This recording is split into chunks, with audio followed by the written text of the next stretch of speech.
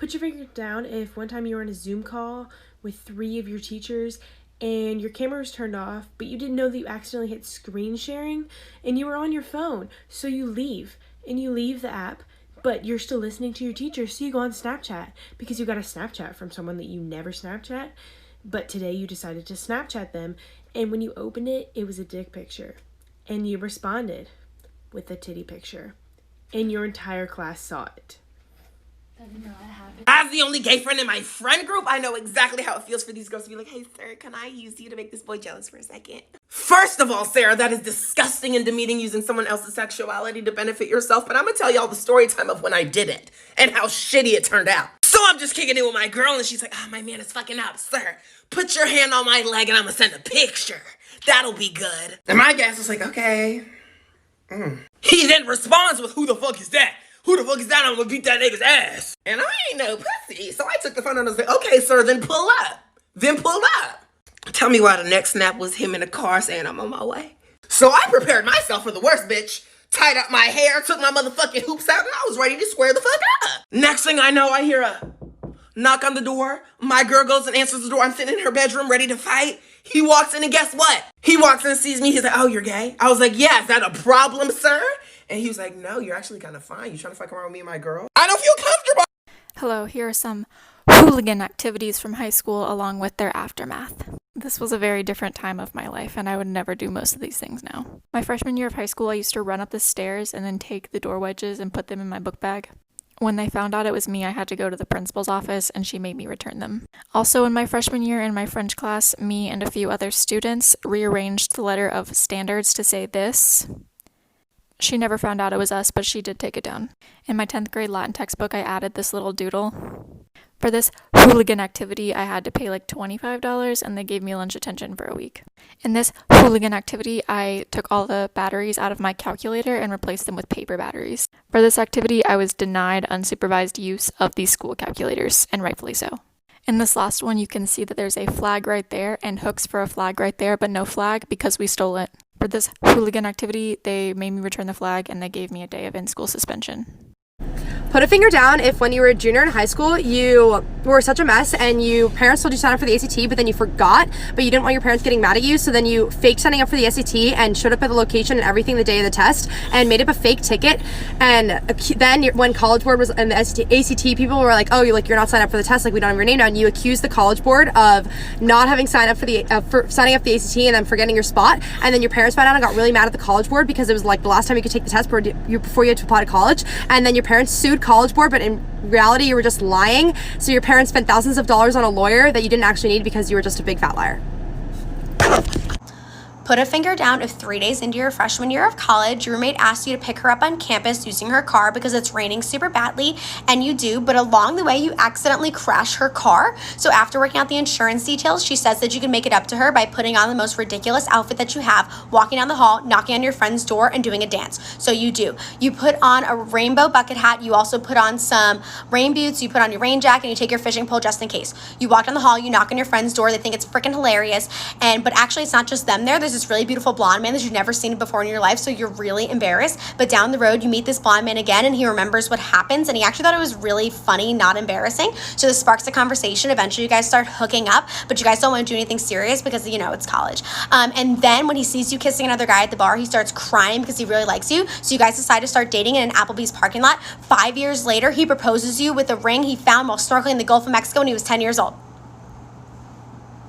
One night I was rapping Biggie Smalls at a party, which got somebody's mom really mad. Don't disrespect my house that way. Nobody. This is not a frat house. So after getting kicked out, I was walking back home on the beach and I saw this moving boulder in the distance and I was like, hold on, rocks can't move. So I thought it was just a glitch in the simulation until I realized it was an evolved ass Squirtle. No. I'll leave. I just wanted to see you real quick. You wouldn't believe how many ping pong balls this bitch shitted, and to keep her nest safe, I went to the store to buy a makeshift turtle sign. But then this cop with a nose the size of Abraham Lincoln's asked me what I was up to. I was thinking of putting this in front of it, just saying like turtle nest. Yeah, you're not supposed to do anything like that. After that, he just kept saying oink oink, so I bought the shovel and turned it into a sign. Then I got back to Squirtle's nest and I stuck the shovel deeper than I can go and left it there as a warning to others, because I swear if my babies are harmed in any way, that other end of the shovel will end up somewhere it shouldn't be. Put a finger down if you have this irrational fear of going number 2 in public restrooms. And when you were in middle school, your days were so long because you did track practice after school, so that by the time you got home, the feeling of having to poop would have gone away. And then one day you were in school having a regular day and you got really bad stomach pains, really, really, really bad. And you asked to go to the nurse, and you go to the nurse, and obviously she does nothing but gives you saltine crackers, asks you to lay down for a little bit, and then sends you back to class. And then you're back in class and you're hunched over in the fetal position on the floor, and the art teacher sends you back to the nurse, and then the nurse is like, well, maybe I should call your parents. So they call your parents, and your mom comes and picks you up, and you're home for a couple hours and you still have stomach pains. So then your mom's like, well, maybe it's his appendix, let's take him to the hospital. So you go to the hospital and you get an MRI, a CT, or whatever the fuck they give you, and they realize that, nope, your appendix is fine, but what it is that you have shit almost touching your heart, and if you did not get there when you did, you probably would have died. And for the next 2 weeks, every time you would say something, your parent would say, oh, Brandon, shut up, you're so full of shit, literally. Listen to this interaction I had with a young girl in Hobby Lobby. So I was standing in line, minding my business. There's a family 6 feet behind me, and I hear a little voice go, oh, we got a Visco girl in the building. I was looking around like, who is she talking about? So I turned around and she's like looking right at me, and I was like, me? She's like, yeah, you're a Visco girl. She was like 8, I think. And I was like, oh, thank you. Her mom was like looking at me like, I'm sorry, I don't know what she means. I just know it has to do with water bottles. And so I'm like, oh, okay. And so I turn back around, and then I hear her talking again, and she goes, hey. I was like, what? She goes, what do you think of Carol Baskin? And I said, I think she fed her husband to the tigers. And you just see her mom, and her dad go, Story time. So 5 years ago, when I was a sophomore in high school, I shot my pants during my algebra final, and I had to sit on my own shit till the very end of the test because the teacher was like, you're gonna be disqualified if you leave, even for bathroom breaks, because, you know, you have to prevent cheating. And my lactose intolerant ass decided to have cereal in the morning with whole milk. What a wise choice. You know how they say breakfast is key? Yeah. And so I literally sat on my own shit for like 2 hours, and then at the very end, the teacher was like, Millie, turn in your test. And I was like, I can't. And she was like, what do you mean you can't? Turn it in, otherwise it's gonna be a 0. And so I fucking got up and I waddled my fucking ass to her, and I said, in case you haven't noticed, I shat myself. And she said, bless you, bless you. Okay. So put a finger down if when you were 14, you had an internship at a pharmacy, and one day your boss tells you she has to leave for like 10, 15 minutes. So just keep quiet, do some busy work while she's gone. So you're alone in the pharmacy, like filing folders and papers and whatnot. And then someone with a ski mask shows up in the pharmacy with a gun and points it at you and says, give me the money. And you're literally stunned, you're in shock. And they say, give me the money again. And you're like, I don't know how to open the register, so just maybe wait 5 to 10 minutes and my boss will come back and open it for you. And you're still bawling. And then when you think you're about to die, the person takes off their ski mask and you see it's your boss. And she says, good job, you handled that really well. So put a finger down if while you were living in LA, you were leaving Target and you ran into James Charles, and instead of saying hi, you say, hey sister, and he's like, OMG, are you a fan? And you're like, yeah, I'm a fan. Then you talk a little, and as you're about to leave, his mom asks, do you want a picture with him? And I'm like, yeah, I want a picture with him. Then after the picture, he's like, do you want a selfie? And I'm like, yeah, I want a selfie. So then you continue to make small talk. You want to say something memorable. So you ask him, hey, would you do my makeup at my wedding? James, being the nicest that he can be, says something like, you know, I'd love to, but I'm just not really doing makeup for clients right now, but where would the wedding be? I'm like, it would probably be in Ohio. And again, being so nice, he's like, well, maybe. So now you're just left here asking one simple question. James Charles, will you do my makeup at my wedding? Last year I went to the gyno 'cause I had an infection, and I brought my boyfriend with me for support. And when I got there, my gyno was like, I have a student shadowing me today, and he's male. Is that okay? And I was hesitant, but I was too shy to say no, so I said, okay. And when he walked in the room, he was so young, he wasn't much older than me and my boyfriend. And my boyfriend was like, "What's good, bro?" And he was like, "What's good?" Like they were at a frat party. And then I had to spread my legs, and all three of them looked at my vagina. So I've been tanning a lot, and I ran out of bathing suits that fit my butt because they're all dirty. So I put on a bathing suit that didn't really, cover my cheeks very well today. But I'm in the privacy of my own home, so it doesn't really matter, Well, I'm outside in my pool, splishing and splashing, having a great time, getting my tan on, and then my mom comes out, and she's like, ew, like, your butt's out. And I was like, okay, true, you're not wrong, but, like I said, I'm in the privacy of my own home, whatever, right? Then she goes, okay, but I don't want to see that on a Friday afternoon, Jade. So then I clap back, and I was like, okay, when's the best time for you to see my juicy cheeks? And that is why I'm in timeout. Put a finger down if when you were in 8th grade, you saw this 7th grader who looked a lot like Gibby from iCarly. So without thinking, you pointed at him and you said, "Gibby!" And soon all of your friend group was calling him Gibby. And then you realized that Gibby really isn't known for being the sexy iCarly character. So you went up to him and you were like, "Hey, is it okay that we're calling you Gibby? Does that hurt your feelings?" And he was like, "No, don't worry about it."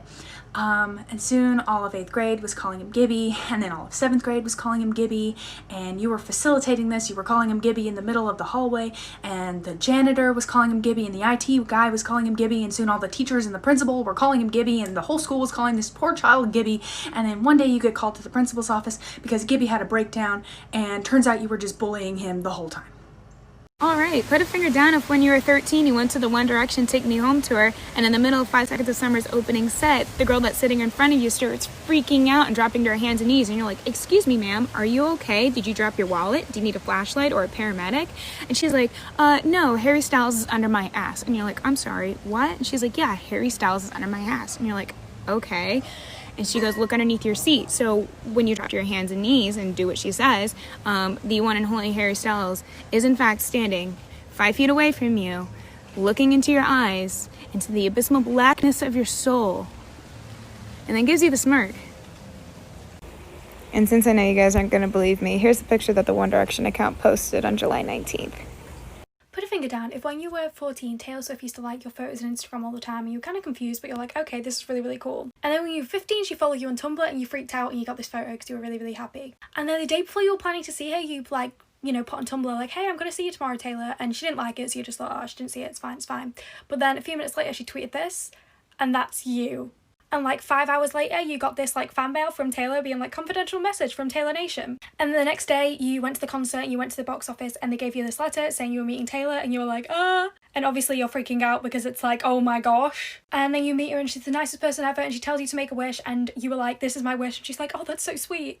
And then basically you're both wearing black and white dresses and she's like, "Oh my gosh, I always match with my friends and we're matching right now." And she just gives you the biggest hug and it's the best thing ever and she smells amazing. And then the whole concert you're freaking out because you've just met Taylor Swift, and then after the concert you get your photo and you cry because it's the cutest photo ever and you cannot believe how nice and tall and beautiful she is. Put a finger down if your wife had a baby and then you decided to hold your own child and you sat in a chair, and when you were sitting in the chair you fell asleep, and when you fell asleep you moved and then you dropped the baby and you woke up to the baby crying and your wife screaming, "John, you dropped my baby." Dad, I could have died. Well, I didn't mean to drop you. Yeah, but my skull could have cracked. I know, Did you ever?